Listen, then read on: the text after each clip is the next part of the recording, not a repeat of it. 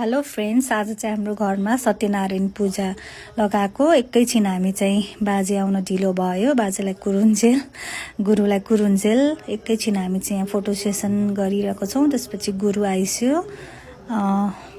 सत्यनारायणको पूजा लगाएको आज हामीले रेडी बनाएर हामी यहाँ पूजा गर्दैछौँ। बाबु चाहिँ पूजामा बसिरहेको थियो, हाम्रो भिडियो बनाउन गयो। बाबुले हाम्रो भिडियो बनाइदिइरहेछ।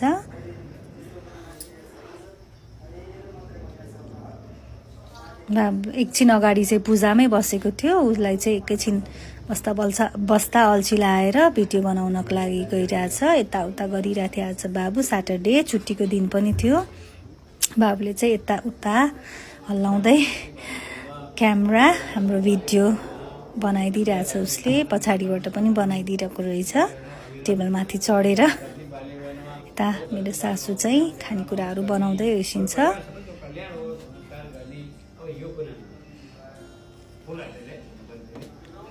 यस्तो पूजाआजा गरेको दिन चाहिँ मनै कस्तो आनन्द हुन्छ, रमाइलो लाग्छ। हाम्रो घरमा बाबुले पनि एकदम रमाइलो मान्छ। पूजा गरेको मान्छे गेस्टहरू आएको चाहिँ उसलाई एकदमै रमाइलो लाग्छ।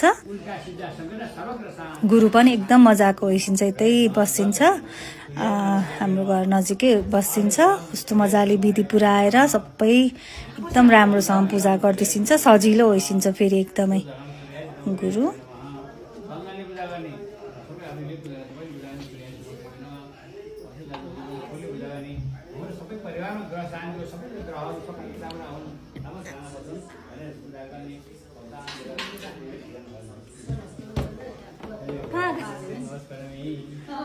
बाबु टेबलमाथि चढेर भिडियो बनाइरहेको थियो।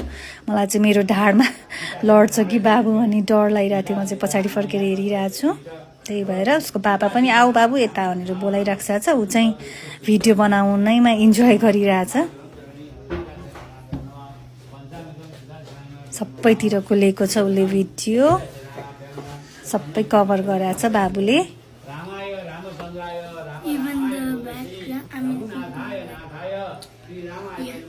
On the table? Everywhere, right, Babu? You are so good at making videos and clicking pictures, right? बाबुले चाहिँ हाम्रो सबै थ्रु आउट यो रुद्रीको उसले भिडियो बनाइदियो। बाबुले राम्रो भिडियो बनाएको रहेछ बाबुले। मैले पनि अहिले एडिट गर्ने बेलामा हेरेर थाहा पाइरहेको छु। उसले चाहिँ सबै कभर गरेको रहेछ यताउता सबैतिर।